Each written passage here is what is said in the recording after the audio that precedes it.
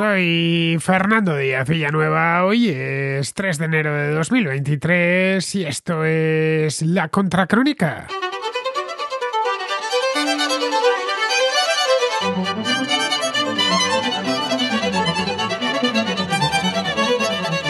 El último día del año que acabamos de dejar atrás falleció Benedicto XVI, en el siglo Joseph Ratzinger, sumo pontífice romano entre los años 2005 y 2013. El Papa emérito tenía 95 años y su estado de salud era muy delicado. Llevaba desde su abdicación, la primera de un papa en casi 600 años, fuera de los focos, pero su presencia se dejaba sentir en el Vaticano, donde convivía con el actual papa, el argentino Francisco I. Benedicto XVI era alemán de nacimiento, vino al mundo en un pequeño pueblo de Baviera en 1927 y tras estudiar teología en la Universidad de Frisinga fue ordenado sacerdote con 24 años. Se convirtió entonces en profesor universitario y en un reputado teólogo que participó como asesor durante el Concilio Vaticano II, convocado por el Papa Juan XXIII para renovar la Iglesia y adaptarla al mundo contemporáneo.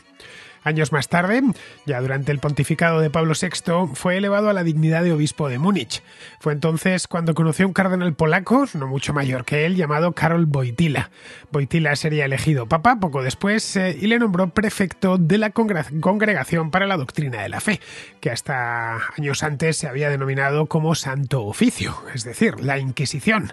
Ahí se mantuvo durante más de 20 años hasta que en 2005 falleció Wojtyła y del cónclave cardenalicio salió su nombre.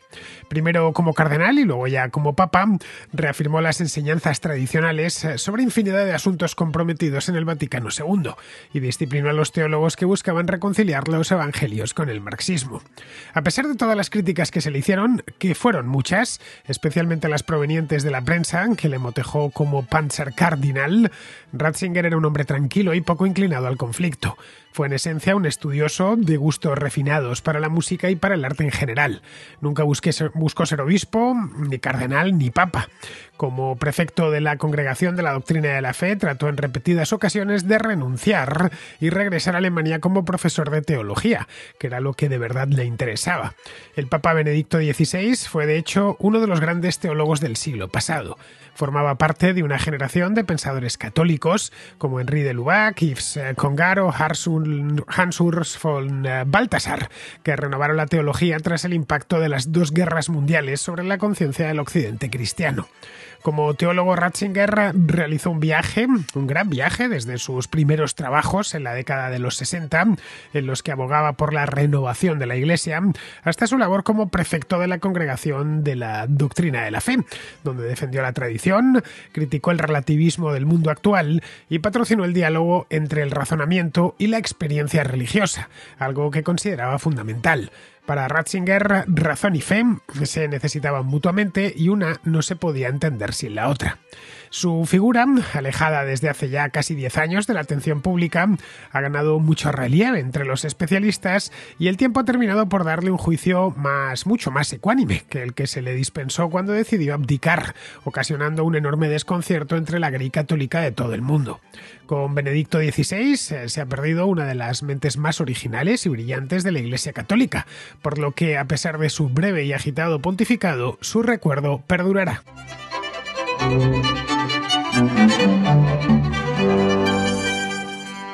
Tras casi 10 años desde su abdicación en febrero del año 2013, 10 años casi justos, no eran muchos los que se acordaban de Benedicto XVI. Había quedado ahí, aparcado en la memoria de mucha gente, otros, los más jóvenes, ni siquiera le recordaban apenas. Desde entonces permanecía este hombre casi en el anonimato, no completamente en el anonimato porque eso sería imposible en el caso de un papa emérito, pero vamos, vivía de manera muy privada residiendo en el interior de la Ciudad del Vaticano. Era una situación un tanto anómala que no se presentaba desde principios del siglo XV, cuando Gregorio XII abdicó en el año 1415 exactamente, en pleno cisma occidente. Si os digo la fecha, pues ya os podéis imaginar el resto. Fue una fecha en la que hubo un lío en la Iglesia Católica de padre muy señor mío, entre finales del siglo XIV y principios del siglo XV. Bueno, mejor dicho, en 1415, cuando se trataba de resolver in extremis el cisma en el concilio de Constanza, que se metió el emperador del Sacro Imperio, Segismundo, a ver si resolvía aquel caos. Poco antes de él, de hecho, había abdicado Juan XXIII el anterior, no el del siglo XX, que pasó a ser considerado un antipapa. También Benedicto XIII, que era aragonés, este se negó a abdicar, de ahí viene el dicho en español de mantenerse en sus 13, y fue condenado como hereje en el concilio. Lo que hizo Benedicto XIII fue refugiarse en España, en el castillo de Peñíscola, pasó a conocerse como el Papa Luna, y allí murió pues unos años después, no muchos, protegido por Alfonso V el Magnánimo, que era el rey de Aragón.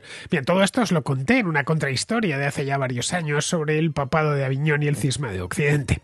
La abdicación de Benedicto XVI en 2013 nada tuvo que ver con la de Gregorio XII, que os acabo de relatar muy por encima. Se fue, al parecer, Benedicto XVI, quiero decir, porque se consideraba ya muy mayor, 84 años tenía entonces, muy mayor para seguir siendo papa, se entiende, aunque fue algo tan repentino e inesperado que la cosa dio lugar a infinidad de interpretaciones, algunas muy descabelladas. Recuerdo durante los primeros meses del año 2013 que se escribían un montón de cosas, algunas daba gloria leerlas porque no sabía uno del escritor de dónde se había sacado información tan precisa, pero bueno, que durante unos meses estuvo de moda hacer hipótesis, pues supongo que lo mismo sucedería en 1978 cuando murió de un paro cardíaco Juan Pablo I. Sabéis que estas cosas que suceden dentro de los muros del Vaticano siempre generan mucho morbo. Bien, pues desde entonces viví allí, dentro de los mismos muros del Vaticano, en un pequeño monasterio, el Mater Ecclesiae. Es un monasterio relativamente reciente, lo mandó construir Juan Pablo II, creo que a principios de los años 90, sobre un edificio que estaba antes. Las imágenes que han salido de su velatorio, se podía ver que el edificio era bastante nuevo, de la cosa aproximadamente unos 30 años. En este monasterio está un lugar paradisíaco en mitad de los jardines vaticanos detrás de la basílica. Se creó de esta manera además una situación, como os decía antes, un tanto anormal, ¿no? Ya por el hecho mismo de la abdicación, que sí había un precedente en el siglo, en los principios del siglo XV, pero había un referente, pero no en el que hubiese dos papas, porque Gregorio XII abdicó y se fue a su casa, no estuvo conviviendo con el siguiente papa, que fue Martín V. No tuvo en ningún momento convivencia, y mucho menos pues a 300 o 400 metros de distancia. Bien, pues esta normalidad se ha mantenido durante casi 10 años, dos papas residiendo, creo que son 300 o 400 metros lo que hay entre el monasterio Mater Ecclesiae y el Palacio Apostólico, dentro del mismo complejo. Benedicto lo que hizo fue quedarse como papa emérito, algo que no había existido nunca antes, es decir, que seguía siendo papa, pero no ejercía como tal de cara al público. Aunque si aparecía en algún acto, generalmente muy privado, pues se le veía efectivamente vestido de papa. Cuando abdicó en el año 2013, Benedicto XVI no llevaba mucho tiempo de pontificado, no llevaba ni 8 años, iba a cumplirlos en el mes de abril del año 2013. Es decir, es muy poco en comparación con los casi 27, por ejemplo, que estuvo su predecesor, que estuvo Juan Pablo II, o los 15 de Pablo VI, o los 20 de Pío XII.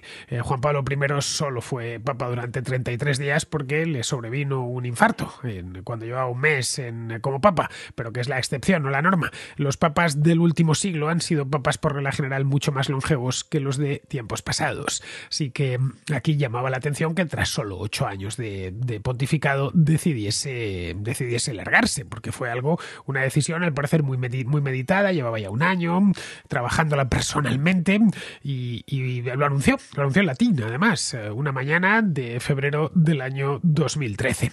Llevaba, como digo, no llegaba a los 8 años y había sido elegido papa unos años antes, 7 años y medio antes, en abril de 2005.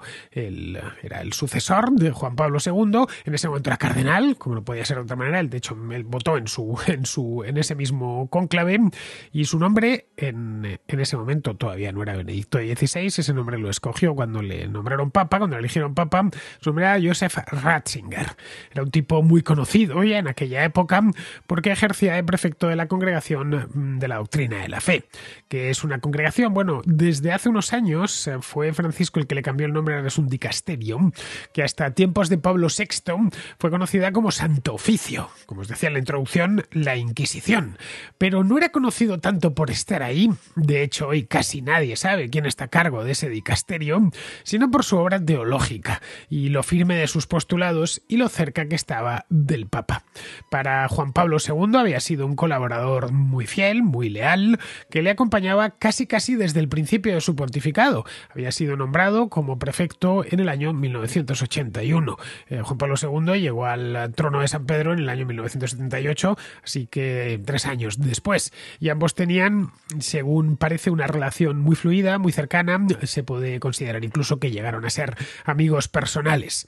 Desconocemos la razón por la que Juan Pablo II se fijó en este teólogo alemán, que era en aquel momento, aparte de cardenal, era obispo de la ciudad de Múnich, de la diócesis de Múnich, Múnich-Fresinga, que es una diócesis doble, está llena de católicos porque es la región esa del sur de Alemania. Baviera es la región donde más católicos hay de todo el país. No sabemos por qué se fijó en él, seguramente porque era uno de los mejores teólogos del momento, y Juan Pablo II necesitaba a alguien así. En aquel momento, hay que irse evidentemente hace 40 años, a principios de los años 80.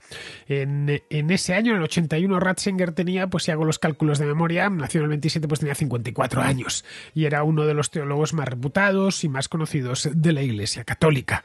Había sido profesor en las principales universidades alemanas, como la de Tübingen, por ejemplo, o la de Ratisbona, y había escrito ya varios libros, entre ellos una introducción al cristianismo, otro libro más dedicado al Concilio Vaticano II, todos estos libros escritos ya como obispo de Múnich o previamente, durante la década de los 60 y de los 70. Al Concilio Vaticano II lo conocía bien, porque él no había asistido como obispo, no era obispo en el momento del Concilio Vaticano II, pero sí había asistido en persona a las sesiones del concilio como asesor, cuando tenía poco más de 30 años.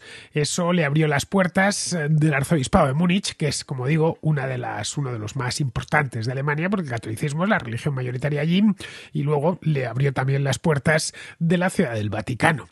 En Roma no tardó mucho en convertirse en el referente doctrinal de Juan Pablo II, que atemperó los ánimos del Vaticano II, es decir, del concilio que se había celebrado justo 20 años antes.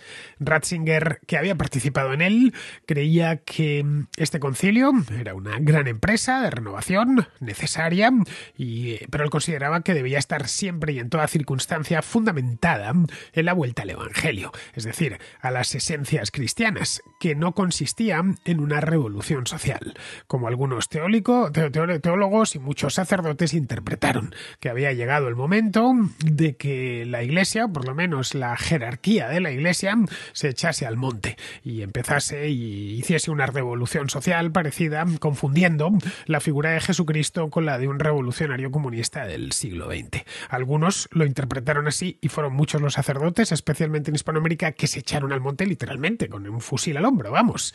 Pues bien, consideraba Ratzinger que muchos habían malinterpretado las reformas que se introdujeron en el Vaticano II. Y eso, Wojtyła, que no era un teólogo, pero sí era una persona que sabía de teología y que naturalmente estaba al tanto de lo que iba sucediendo en la esfera católica en aquel momento, le gustó, se habían conocido previamente, unos años antes, tenían no la misma edad, Wojtyła era 7 años mayor, pero vamos, casi de la misma edad, y se sentía desde el punto de vista, podríamos llamarlo doctrinal, muy cercano, se sentían ambos muy cercanos. Bien, a partir de ahí empezó una relación muy cercana, extraordinariamente cercana, de casi 25 años, 23 exactamente, al servicio de Juan Pablo II, haciendo lo que mejor se le daba, que era escribir libros. Este hombre escribió 70 libros a lo largo de su vida, que es una barbaridad incluso para un escritor. Bien, en el caso de Benedicto XVI o de Joseph Ratzinger, hay que tener en cuenta que además de escritor fue papa y fue arzobispo y cardenal, es decir, que tuvo muchas más cosas que hacer. Bien, pues durante estos 23 años se dedicó a escribir libros, a dar entrevistas, a dar conferencias y a promover su visión de la Iglesia y de cuál debía ser el lugar de esa misma Iglesia dentro del mundo. Le preocupaba especialmente el relativismo moral. Él lo llamaba la dictadura del relativismo, es decir, que da lo mismo 4 que 40, que era algo que él había observado a lo largo de su vida y que veía que no hacía más que empeorar la cosa.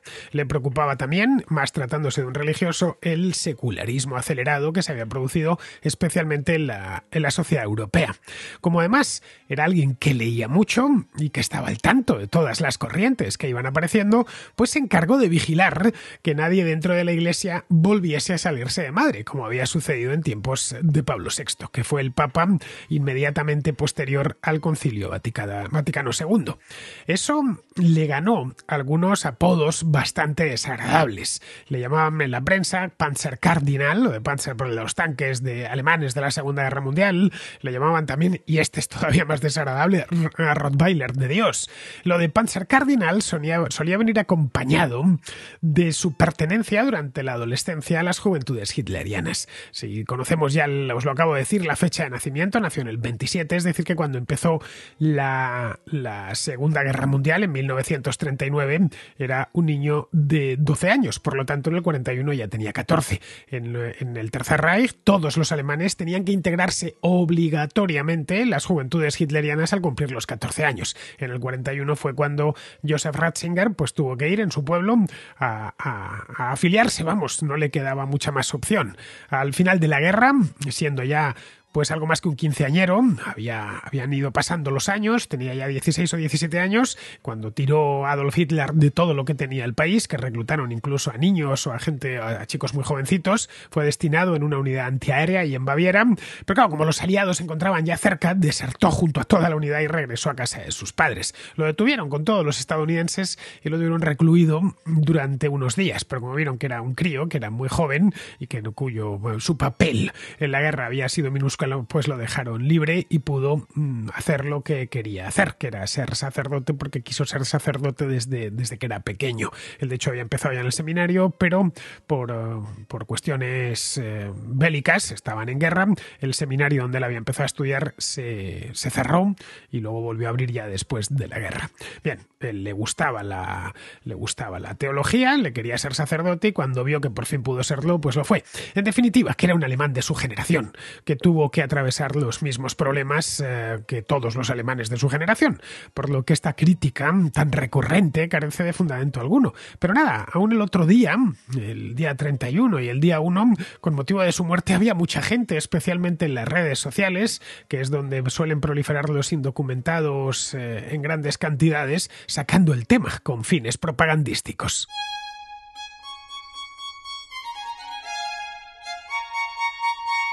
El hecho es que, dejando a un lado la inquina que muchos le profesaban y que era pública, Ratzinger estuvo en la cumbre del poder vaticano durante tanto tiempo. No olvidemos que, aparte del papado, que no fue muy largo, pero fueron, pues eso, casi 8 años, había estado antes casi 25, muy cerca del papa.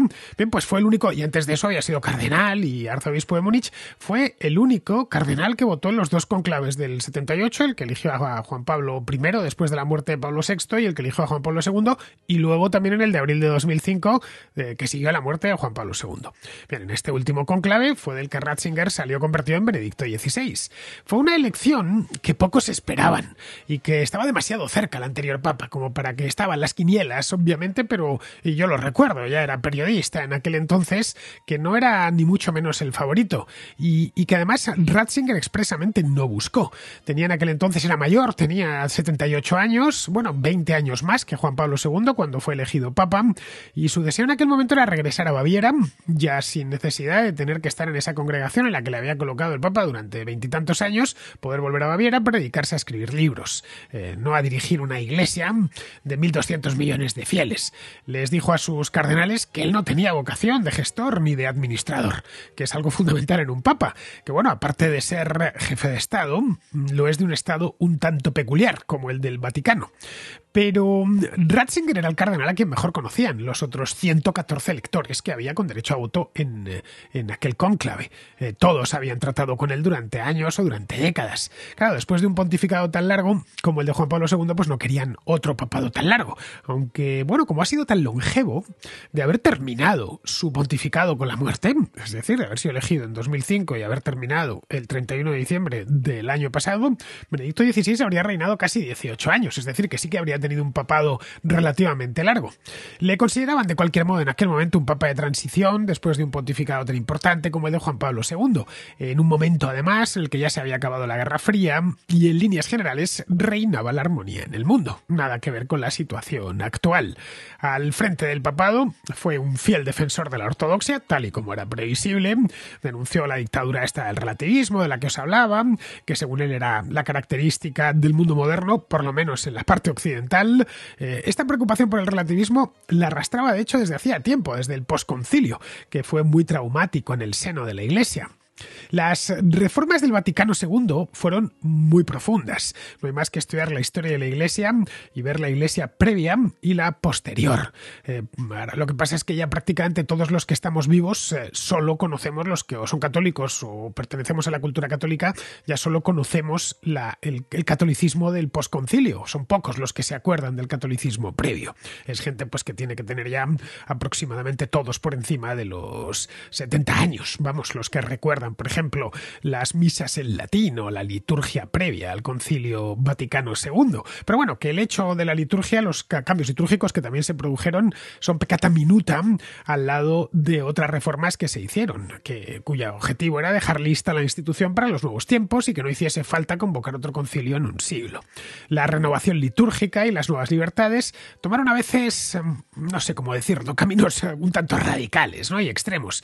Miles de sacerdotes y monjas abandonaron la vida consagrada, algunos creyendo que las normas sobre el celibato, que se estableció en los dos concilios de Letrán del siglo XII, estaban ya a punto de ser abolidas y que era una cuestión de días, de semanas o como mucho de meses. No se han abolido, hasta la fecha no se ha abolido el celibato, así que muchos que en aquel entonces colgaron los hábitos pensando que los podrían recuperar 3 meses más tarde, pues no vieron que eso sucediese. Y no solo cambiaron la liturgia esta en latín, la lengua vernácula, ¿no? Sino que se introdujeron otros elementos típicos de la misa posconciliar, las guitarras, otros elementos modernos. Eso escandalizó a muchísimos, se le quitó cierto misterio y cierta majestad a la misa. Las costumbres tradicionales, como por ejemplo ayunar de carne, privarse de carne los viernes y comer pescado, pues o se quitaron o se hicieron opcionales y ya prácticamente han desaparecido. Vamos, que en aquel momento todo parecía estar en juego y probablemente desaparecería y a mucha gente le preocupó. Los problemas políticos y sociales que sacudieron a Occidente en la década de los 60 y 70, la secularización masiva de la vida civil, inquietaron a muchos dentro de la Iglesia. Ratzinger era un teólogo brillante, pero su mentalidad era tradicional. No dejó de ser nunca un sacerdote de la Baviera rural de los años 50, y así veía el mundo. Cuando llegó al trono de San Pedro, trató de predicar con el ejemplo, y quiso dar algo de majestad al cargo. Era un tipo de formas muy tranquilas, carecía, por supuesto, del carisma y de la telegenia de Juan Pablo II, y quizá por eso, y porque realmente creía que había que vestir el cargo, se vestía para las grandes celebraciones con casullas y mitras muy ornamentadas, sin olvidar, por supuesto, los zapatos rojos muy brillantes, para que se viese que se mantenía fiel a la tradición. En la tradición de los zapatos rojos, por ejemplo, Francisco I la ha abandonado. Poco después de ser elegido papa, se difundió la especie de que los zapatos estos rojos de Benedicto XVI se los fabricaba Armani, y que así, a la medida, ¿no? De forma personalizada y que costaban un dineral. El Vaticano recuerdo que contestó enojadísimo que no era cierto, que al papa los zapatos se los fabricaba Cristo. Bien, estos problemas se empeoraron por su naturaleza reflexiva y cerebral. A diferencia de la facilidad para las relaciones públicas que tenía Juan Pablo II, que era proverbial, Benedicto XVI era muy retraído y, por lo tanto, muy fácil de atacar. Su renuncia como papa en el año 2013, que fue la primera en muchos siglos, provocó tanta irritación y desconcierto como elogios por parte de algunos, pero mucho más desconcierto. Su estatus, el de papa emérito, que es único en la historia, invitaba además a la confusión. Muchos se preguntaron, vale, tenemos 2 papas, pero ¿cuál de ellos es el bueno? A cambio de eso, pues era un pensador deslumbrante y un tipo de cultura enciclopédica. Pocas veces un papa ha sido al mismo tiempo alguien tan culto y tan bien formado intelectualmente como Benedicto XVI. Eso le ocasionó algún que otro problema, porque claro, los periodistas religiosos muchas veces no terminaban de entender lo que decía. En el año 2006, pues esto fue un año después de ser elegido papa, esto fue en verano, recuerdo, acudió a Alemania, a la Universidad de Ratisbona, donde él mismo había dado clase de joven, a dar una conferencia que ocasionó mucho revuelo. La conferencia se titulaba Fe, Razón y Universidad, y en el curso de la misma conferencia, el Papa hizo referencia a un diálogo que habían mantenido a finales del siglo XIV un emperador de Bizancio, Manuel II Paleólogo, exactamente con un persa sobre religión. Bueno, pues al parecer el emperador le dijo al persa que Mahoma solo había traído cosas malas. Bueno, bastó esa referencia para que le acusasen de islamófobo, de provocar a los musulmanes, a pesar de que después de desgranar las palabras de Manuel II de Bizancio en el curso del mismo discurso de la misma conferencia, precisó que decir algo así hoy sería inaceptable. Vamos, que Benedicto XVI fue en definitiva víctima de una noticia falsa, fabricada solo para hacerle daño porque desconocía lo fino que hay que hilar en ciertas posiciones. De cualquier modo, lo que le terminó derrotando al frente del papado fue la realidad de una institución que tiene las puertas del cielo, pero que está en la tierra. En el año 2012 estalló el escándalo Batilix, que seguramente lo recordaréis. Se publicaron una serie de documentos internos que detallaban todo tipo de denuncias de corrupción, sobornos y una serie de comportamientos escandalosos dentro de la curia. Bueno, pues se descubrió que el mayordomo personal del Papa, un tipo joven llamado Paolo Gabriele, fue arrestado y juzgado por filtrar esos documentos a la prensa. Gabriele formaba parte de la camarilla de cortesanos que luchaban unos contra otros por tener influencia dentro del Vaticano. Aquello de los Batilix fue la gota que colmó el vaso. El Benedicto XVI ya parecía abrumado y exhausto, así que a principios de febrero de 2013, durante una ceremonia, algo de rutina, en el Palacio Apostólico, anunció que renunciaba a fin de mes. Pero es que lo hizo en latín, algo que solo entendían unos pocos. Así que cuando se tradujeron sus palabras a italiano o a cualquier otro idioma, se desató el caos, porque eso no se hacía desde Gregorio XII, en el año 1415, y además en circunstancias muy diferentes. Claro, con 86 años que tenía ya, después de un papado de 8 años, pues tampoco se le podía decir, eres mayor, has estado lo suficiente, no es que te hayas ido a los 2 meses, ¿no? Era desconcertante, pero bueno, él decidió irse, abandonó el escenario principal y su salida allanó el camino para la elección del cardenal Jorge Mario Bergoglio, que es el Papa Francisco, un pontífice, por cierto, que comenzó a desbaratar buena parte de la obra a la que Benedicto XVI se había dedicado su vida. Pero vamos, seguía ahí, por lo que su influencia se seguía dejando sentir. Creó el título de Papa Emérito para sí mismo, conservó los hábitos blancos y el nombre papal y se retiró a este monasterio que os decía antes. Todo esto evidentemente seguía alimentando la especulación entre sus seguidores de que él seguía siendo el verdadero papa y Bergoglio una suerte de antipapa.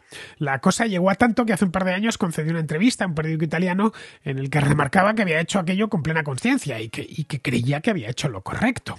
Pero con todo, la sombra más larga de su pontificado fue la de los escándalos de abuso sexual en el clero. Fue una crisis que se había ido cociendo a fuego lento pues desde hacía mucho tiempo antes, cuando Ratzinger estaba en la cima de su influencia en Roma en la década de los 90 y principios de este siglo, pero que minimizó incluso cuando pudo advertir la envergadura del problema. Al llegar al papado se lo tomó algo más en serio, se reunió con víctimas de abuso por primera vez en la historia y trató de endurecer los castigos y la vigilancia para los abusadores. Pero nada, volvió a correr un tupido velo sobre el tema, sabedor que ese es uno de los grandes problemas internos de la Iglesia. Hace no mucho, a principios del año pasado, se publicó en Alemania un informe en el que se relataban los abusos sexuales a menores en la diócesis de Múnich durante los años en los que él había sido obispo. Algunos fueron descubiertos, pero el entonces obispo Ratzinger se negó a tomar medidas contra los sacerdotes abusadores. 40 años después, ya en estado muy frágil, muy mayor, emitió un comunicado pidiendo disculpas por los errores cometidos. Lo cierto es que el veredicto sobre Benedicto XVI ya se había emitido mucho antes de su muerte. Joseph Ratzinger fue una figura muy peculiar en el seno de la Iglesia, a quien o se le amaba o se le odiaba. Con gente así es difícil separar el grano de la paja y adjudicar a cada uno, al grano y a la paja, el peso que realmente tiene. Quienes quisieron a Benedicto XVI en vida lo reverenciarán aún más en su muerte y especialmente en oposición a su sucesor, aquellos que se opusieron a sus puntos de vista teológicos o a su desempeño en el gobierno de la Iglesia lo seguirán aborreciendo. Con el tiempo estas pasiones del momento se diluirán y se le podrá estudiar con más perspectiva y sobre todo con más desapasionamiento.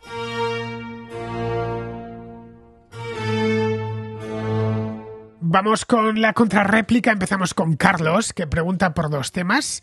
Uno es la crisis del Cáucaso entre Armenia y Azerbaiyán y otro sobre los partidos políticos prohibidos en Ucrania. Buenas tardes, Fernando.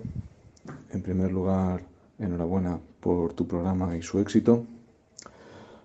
A colación de la contracrónica del 2 de enero, quería plantear dos temas que creo que están más o menos relacionados. El primero es la prohibición del Partido Comunista y creo que de otros partidos de izquierdas en Ucrania, que he visto en redes sociales y también en la web de Amnistía Internacional. A este respecto quería conocer tu opinión y saber qué valor le das o en qué contexto pones esas noticias. Y por otra parte, quería saber tu opinión acerca de la poca cobertura, o lo que yo he percibido poca cobertura por los medios tradicionales, aunque tampoco es que lo siga demasiado, sobre el conflicto armenio-azerí que ha resurgido en septiembre de 2022 y sobre el que no he visto declaraciones, ni noticias, ni ningún deeply concern por parte de la Unión Europea, y que a falta de otra explicación, o sea, que por ejemplo tú puedas aportar, lo atribuyo a los intereses energéticos de los países europeos con Azerbaiyán. Muchas gracias por el programa y un saludo a todos los contraescuchas. Respecto al primero de los temas, el de Armenia y Azerbaiyán, pues es algo que ha pasado por la contracrónica en más de una ocasión. Hace no mucho, creo que allá por el mes de octubre, le dediqué un programa. El asunto ha pasado a hurtadillas por la prensa europea porque, bueno, por un lado está lo de Ucrania, que lo ocupa todo. Y luego, aunque esto de Armenia y Azerbaiyán sigue abierto, parece ahora más tranquilo. Ya sabes que lo de Nagorno-Karabaj es una crisis perpetua desde hace 30 años que tiene momentos de más actividad y otros más tranquilos, más pacíficos, vamos. Por lo general los que siguen a los armisticios. A la Unión Europea le cuesta manifestarse de un lado o de otro, a favor de un lado o de otro, porque aunque sus simpatías políticas están claramente por Armenia, tienen muchos los países europeos muchos más vínculos económicos con Azerbaiyán, que es un proveedor de crudo y de gas muy fiable. Como expliqué en aquel programa, en este tema rige la realpolitik más cruda. No les gusta Ilham Aliyev, que es el presidente de Azerbaiyán, pero sí les gusta su petróleo y su gas. Así que en tanto no constituye una amenaza directa para los intereses europeos, toleran su existencia mientras siga bombeando gas.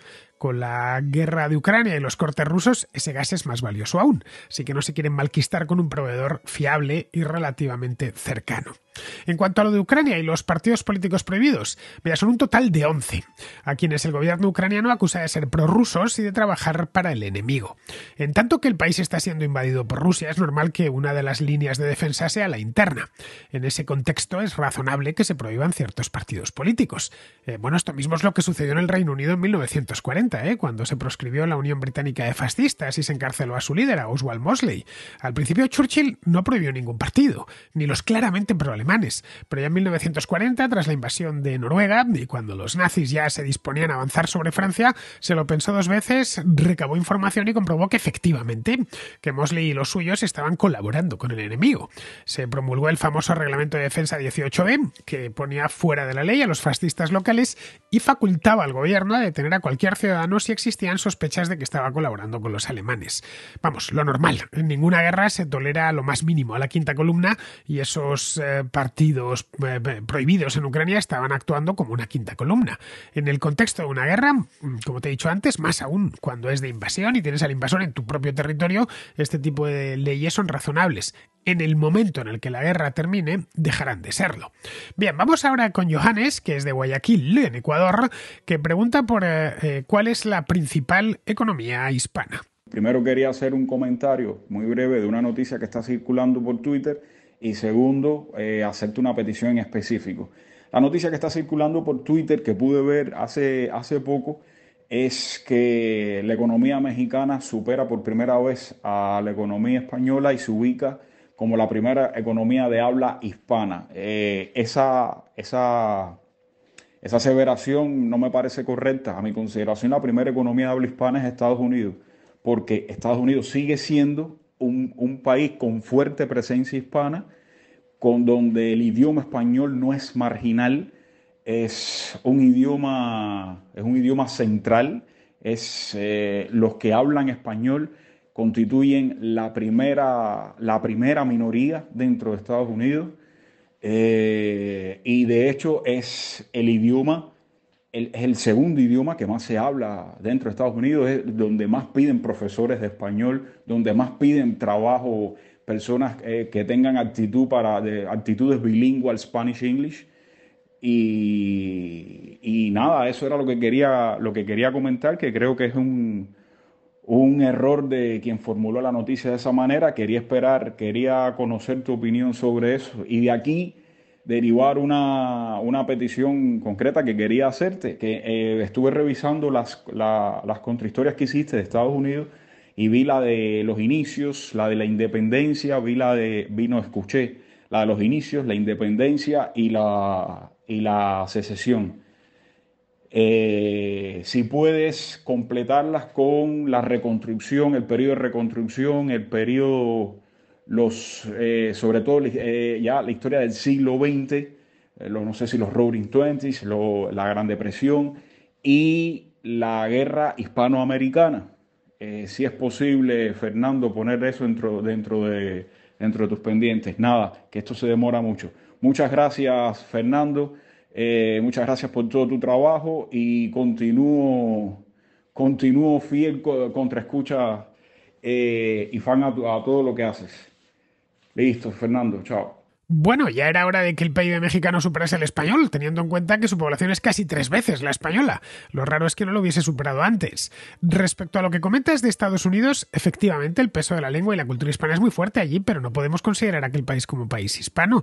La lengua principal que se habla en Estados Unidos es el inglés, la lengua franca desde luego, y tanto su cultura como sus tradiciones son más de tipo anglo que de tipo hispano. Luego Estados Unidos además es muy grande, y obviamente pues no es lo mismo el sur de la Florida que Nebraska. En la primera encontrarás muchos hispanohablantes. Te parecerá casi, especialmente el sur de la Florida o la zona fronteriza de Texas con México, pues sí, casi te parecerá algo hispano, pero si te vas a Nebraska o a Iowa no te parecerá demasiado, o a Wisconsin, aunque tengan, como en todo Estados Unidos, siempre una población considerable de hispanohablantes. Pero vamos, que está muy hispanizado. Bueno, en la zona de las rocosas y demás hispanohablantes hay poquitos. Así que bueno, está muy hispanizado, pero Estados Unidos no es propiamente un país hispano. México sí que lo es. Bueno, México es el rey de los países hispanos. Bien, vamos ahora con Daniel, que está en el Reino Unido y que vuelve con el tema este de los enfermeros. Decir que yo he trabajado varios años, muchos años de hecho, en Reino Unido como enfermero y luego ya me especialicé en control y prevención de infecciones, que sería algo así como infectología, ¿no?, en España, aunque realmente aquí la especialidad no existe como tal. Bueno, decir que efectivamente te doy la razón, por supuesto, y quería hacer algunos apuntes añadidos porque la verdad no tengo muy claro si el contraescucha que mandaba la nota de voz está muy enterado de la situación de la enfermería y la sanidad en general en el Reino Unido. Lo primero, bueno, es decir que la situación no es para nada comparable a lo que hay en España. Efectivamente, las manifestaciones que se han hecho, entre comillas, a favor de la sanidad en Madrid, pues son claramente manifestaciones políticas, ¿no?, contra una persona en concreto. Y nada tiene que ver. El Reino Unido es un problema que lleva arrastrándose desde hace muchísimos años. No es una cuestión del gobierno conservador actual, ni mucho menos, sino que lleva ya años y años. Sí que es cierto que las diversas situaciones que se han ido dando pues han terminado por explotar. Ya podría haber sido a este gobierno o cualquier otro. También es verdad que este gobierno pues no lo está haciendo bien, para nada. A ver, yo me considero una persona liberal, de derechas, ¿no? Y este gobierno, para mí, por mucho que se autodenomine conservador o liberal, es lo contrario a ser liberal y conservador. Pero bueno, eso ya va por opiniones. Respecto a los sueldos, efectivamente, se divide en bandas, ¿no? Y no es cierto que la mayor parte de los enfermeros cobren 46.000, 47.000 libras, ni mucho menos. Para alcanzar esas cifras, pues ya tienes que estar en un puesto de manager, ¿no? De gestión, lo cual es realmente difícil subir a esos puestos. Luego ya para los sueldos de 100.000 libras o más, pues eso ya es prácticamente dirección de enfermería o puestos similares a eso. La mayoría de los enfermeros allí están en una banda 5 o una banda 6, como era mi caso, que suelen ser los especialistas. Son sueldos, bueno, bien, te permiten vivir, de acuerdo, pero ni mucho menos te permiten tener una buena vida, por ejemplo, en Londres. Sí que es cierto, porque conozco casos de gente que ha tenido que ir a los bancos de alimentos, eso es cierto. A pesar de que en Londres te dan además un plus por ser la capital, porque es más cara, claro. Eso es lo primero. La mayor parte de la gente está en torno al banda 5 o 6. Sí, vives bien, vives muchas veces algo mejor que en España, pero también depende de la zona, ¿vale? Luego también hay que añadir otra cosa, y es las horas de trabajo. Las horas de trabajo muchas veces tienes que echar más horas, o pues 2, 3 horas, lo que sea, y tienes suerte si te las pagan. Depende mucho del hospital, ¿vale? Entonces eso es otra cosa a tener en cuenta. Yo en mi caso, pues las horas que tuve que hacer extras, pues no hubo manera, ¿no? Y luego también, a ver, el tema de mezclar política y sanidad. Como decía antes, el tema del Reino Unido es diferente. El NHS allí lleva sufriendo una decadencia desde hace muchísimos años. No voy a entrar a los detalles porque tampoco conozco todo, pero sí que es cierto que no solo enfermería, también fisioterapia, medicina, pues está sufriendo mucho. Hay una carestía de personal tremenda, en algunos sitios entre el 50 y el 60%, unas jornadas laborales larguísimas de 12 horas, que eso también es una de las cosas que hay que mencionar. Entonces no es solo el tema de los sueldos, que también es todo un añadido, una población muy envejecida, falta de recursos. Vamos, son cosas que en España ya están pasando, pero quizá no salen tanto a la luz, no, la verdad no sé muy bien por qué. El caso es que eso era lo que quería añadir, que en fin, sí, a mí me parece que tienen toda la razón del mundo en ponerse en huelga en esta situación, y realmente, según están las cosas allí en el Reino Unido, no me sorprendería y estaría bien que se expanda a otros sitios, más que nada porque creo que es una cosa buena que sea de quien sea el gobierno. Si es en este caso un gobierno de derechas y lo está haciendo mal, pues hay que darles un toque de atención.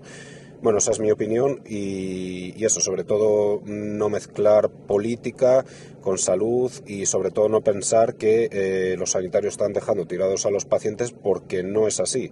Lo primero, los sanitarios tienen que estar bien de salud precisamente para poder cuidar a los demás. Bueno, esto ya lo hablamos en su momento y busqué incluso el escalado salarial de los enfermeros en el Reino Unido, donde observé una disimetría enorme. Un enfermero que entra gana poco más de 20.000 libras, que es nada, pero si consigue estar ahí 40 o 45 años, pues va ganando cada vez más hasta ponerse en sueldos mucho mejores, del orden de 90 o 100.000 libras. La diferencia entre lo que están pidiendo los enfermeros del Reino Unido, muchos de ellos con toda la razón del mundo, porque los salarios son muy bajos en la parte baja de la tabla, y media y baja. Y las huelgas de los médicos que hemos visto, por ejemplo, en Madrid, es que en las segundas, la huelga de los médicos tiene una motivación claramente política, a la que le han buscado una coartada profesional por aquello de los problemas de la atención primaria, que sí que existen, pero en toda España existen, no solo en Madrid. Pero claro, solo en Madrid se han puesto en huelga, porque los ataques iban dirigidos contra una persona, contra la presidenta de la comunidad. Caray, no había más que ver la manifestación esa que montaron hace un mes. Aquello era algo concebido para desgastar a Ayuso y abrirle un frente callejero. Nada más. De importarles los problemas de la atención primaria, la huelga hubiese sido de ámbito nacional, cosa que no fue. Bien, pues terminamos ya con Pizarro, como siempre, que nos habla de Ucrania. El sacrificio de los ucranianos en defensa de su territorio es tan descarnado, palmario, vehemente, lacónico y brusco que resulta descorazonador saber que están abocados a una negociación en la que habrán de renunciar a la soberanía sobre parte del mismo y a pagar largamente con dinero y política la deuda contraída para poder resistir el abrazo del oso ruso. Un cordial saludo de Pizarro. Y hasta aquí, queridos amigos, llega la contra de hoy, tercer día del mes y del año. Mañana será el cuarto y estaré de vuelta. Hasta mañana.